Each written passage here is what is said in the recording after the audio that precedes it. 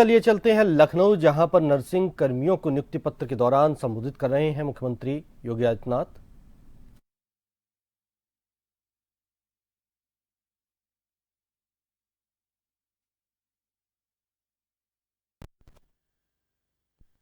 वास्तव में बहुत शीघ्र इस संस्थान ने अपनी एक इमेज बनाई है और मुझे बहुत अच्छा लगता है।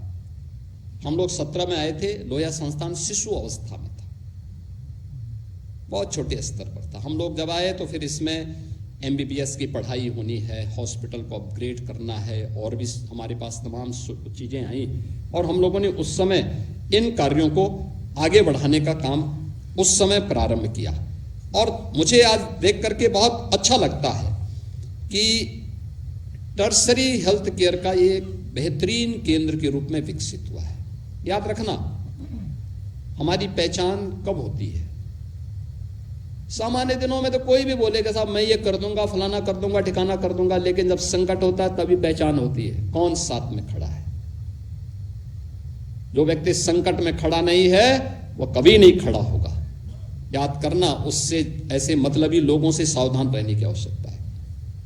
मैं कोरोना कालखंड में देख रहा था, उस दौरान पूरी मानवता खतरे में थी, सबके सामने संकट था, लेकिन उस दौरान क्या स्थितियां थी? उस दौरान जब मैं देखता था बहुत सारी जगह में, ऐसा नहीं कि बहुत सारे संस्थान ऐसे थे जहां पे लोग अपना पल्ला झाड़ रहे थे, भाग रहे थे, कोई भी व्यक्ति तैयार नहीं हो रहा था। लेकिन उस समय लखनऊ के हमारे 3 संस्थान SGPGI, KGMU और RML प्रोफेसर सोनिया नित्यानंद जी उस समय RML के डायरेक्टर थे। और ये सभी लोग, हम लोग जब भी, क्योंकि यूपी में हम लोगों ने टीम 11 बनाई थी और उस टीम 11 के लिए एक सलाहकार टीम के रूप में हम लोगों ने इन संस्थानों के विशेषज्ञों की एक टीम बनाई थी, जो हमें कैसे हम लोग कोविड जैसी महामारी के बेहतरीन प्रबंधन का काम कर सकते हैं, इसमें लोग हमें सुझाव देते थे। और मैं जब भी इनको कॉल करता था, ये टीम पूरी मेरे पास आती थी। वर्चुअल ICU इन्होंने पूरे प्रदेश में प्रारंभ करवाए। उस समय भी बेहतरीन काम किया, संकट के दौरान खड़े थे और इसलिए सरकार भी इनके साथ हमेशा खड़ी रहती। नहीं, आपने अच्छा काम किया है, हम हमेशा आपके साथ में हैं, क्योंकि आप में काम करने की सामर्थ्य है।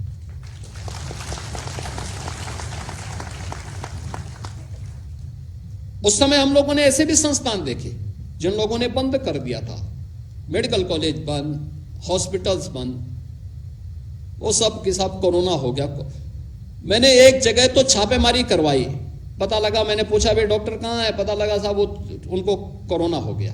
मैंने उनके घर में टीम भेजी, मैंने कहा यार इनका सैंपल लो पहले, सचमुच इनको कोरोना हुआ है कि नहीं हुआ है। और जब लिया गया तो उनको कोरोना था ही नहीं, तो मुझे उनको सस्पेंड करना पड़ा था। आप सोचो, ये भी मैंने देखा है। बाद में वो बड़े बड़ी सिफारिश करने के लिए इधर से उधर, इधर से इधर करते रहे। मैंने कहा नहीं भाई, अब कोरोना तक तो नहीं करूंगा इनको बाहर। यानी ये भी स्थिति मैंने देखी थी। लेकिन यहां पे तीनों संस्थान उस समय अच्छा काम कर रहे थे और आज इन्होंने मॉडर्न हेल्थ केयर का एक अच्छा टर्सरी सेंटर के रूप में RML को विकसित किया है। और मुझे बताते हुए प्रसन्नता है, प्रदेश का पहला गामा नाइफ इस संस्थान में लग गया है। रोबोटिक सर्जरी में अग्रणी स्थान और अब तक 350 से अधिक सबल रोबोटिक सर्जरीज भी इस संस्थान में अब तक हुई हैं। ये चीजें दिखाती हैं, हां हम केवल वहीं ठहरे नहीं हैं, हम एक प्रोग्रेसिव अप्रोच के साथ आगे बढ़ रहे हैं और प्रोग्रेसिव अप्रोच ही हमारी सही पहचान बननी है। हमें इस बात को ध्यान में रखना होगा। आज जब मैं यहां पे देख रहा था कि ये 300 यानी 665 जो ये नर्सिंग ऑफिसर्स की तैनाती यहां पर हो रही है, यद्यपि यहां पे अभी पिछले दिनों ही हम लोगों ने भर्ती की प्रक्रिया की थी, उसमें नर्सिंग ऑफिसर्स की जो तैनाती हुई थी उसमें बालिकाओं की संख्या ज्यादा थी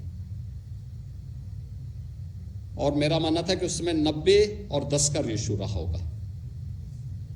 1262 में से 190 के आसपास ही पुरुष थे, बाकी सब महिलाएं थी, बालिकाएं थी।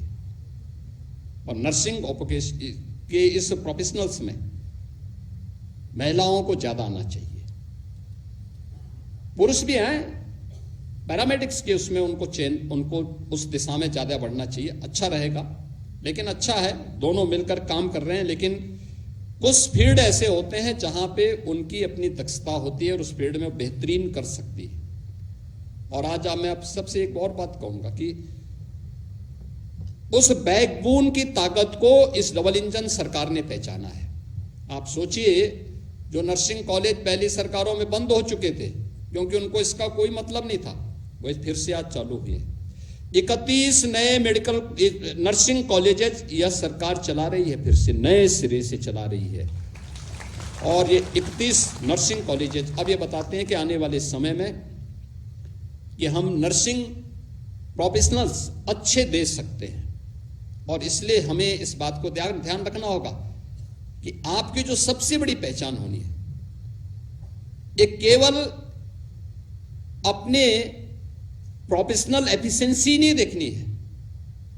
प्रोफेशनल एफिशिएंसी के साथ साथ आपकी जो सबसे बड़ी पहचान है वो ह्यूमन टच भी है। ह्यूमन टच नर्सिंग प्रोफेशनल्स की सबसे बड़ी पहचान है और उस पहचान को आपको आगे बढ़ाना है। और उस दिशा में हम सरकार आपसे अपेक्षा रखती है कि अगर इतनी पारदर्शी तरीके से बिना किसी भेदभाव के आज आपको ये नियुक्ति पत्र प्राप्त हो रहा है, आप भी उतनी संवेदनशील तरीके से, उतनी मेहनत से अपने संस्थान को एक नई ऊंचाई तक पहुंचाने के लिए कार्य करेंगे। मैं संस्थान को इस बात के लिए धन्यवाद दूंगा। संस्थान